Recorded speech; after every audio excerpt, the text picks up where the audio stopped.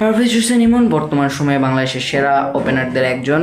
তবে তার মূল সমস্যা যেটা, যে তিনি এক ম্যাচ রান পেলে 2-3 ম্যাচ রান পান না। অনেকে বলেন তিনি অ্যাগ্রেসিভ ব্যাটিং করতে গিয়ে আউট হন, সেজন্য তিনি রেগুলারলি রান করতে পারেন না।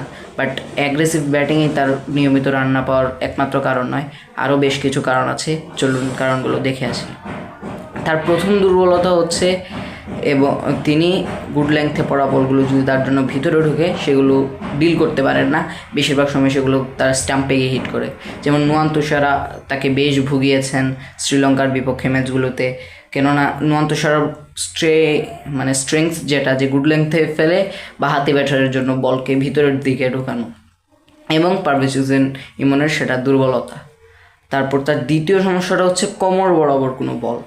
এটা পেসার হোক বা স্পিনার, কোমর বরাবর বল এলেই তিনি খেলতে পারেন না, এবং সামনের দিক থেকে বল সুইং করলে সেটা খেলতে পারেন না।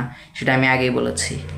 এই দুইটা দুর্বলতার পিছনে তার মূল কারণটা হচ্ছে যে অন্য বোলারদের ডেলিভারিগুলো, স্পিনারদের ডেলিভারিগুলো তিনি একটু টাইম নিয়ে খেলতে পারেন, বাট পেসারদের ডেলিভারিগুলো যখন সামনে পড়ে টার্ন করে সেটা তার জন্য সময় পান না।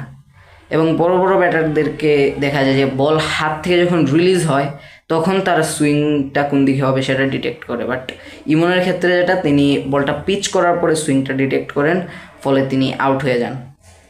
পেসারদের বলে তিনি শর্ট সিলেকশনের টাইমটা খুঁজে পান না। তার তৃতীয় দুর্বলতা হচ্ছে বাউন্স বল। বাউন্স বলগুলায় তিনি খুবই আনকমফোর্টেবল। হ্যাঁ, অনেকে বলবেন যে উনি পুল শটে মারাত্মক। ভাই, পুল শট তো শর্ট বলে খেলা যায়, বাট বাউন্সারে পুল শট খেলা যায় না। আসলে যারা বাউন্সার এবং শর্ট বলের মধ্যে পার্থক্যটা বোঝেন না তাদের জন্য বলছি, কপাল বরাবর বা কপালের নিচে যদি কোনো বল আসে তাহলে সেটাকে আমরা নর্মালি শর্ট বল বলে থাকি, এবং যে বলগুলো মাথার উপর দিয়ে চলে যায় বা কপালের উপর দিয়ে চলে যায় সেগুলোকে আমরা বাউন্সার বলে থাকি। তো শর্ট বলে যেহেতু খুবই ইজিলি পুল করা যায় এবং ইমন পুল শট খুবই ভালো খেলতে পারেন, সেহেতু তার সমস্যা হয় না। বাট বাউন্স বলে যখন তিনি শটগুলো খেলতে যান, হুক শট করতে যান, তার টাইমিংটা আসলে ঠিকমতো হয় না। এজন্য তার প্রথম সমস্যা যেটা, এটার সমাধান হচ্ছে বলারের হাত থেকে বল রিলিজ হওয়ার সাথে সাথে সুইংটাকে ডিটেক্ট করার প্র্যাকটিস করা। দ্বিতীয় সমস্যার সমাধানও সেম।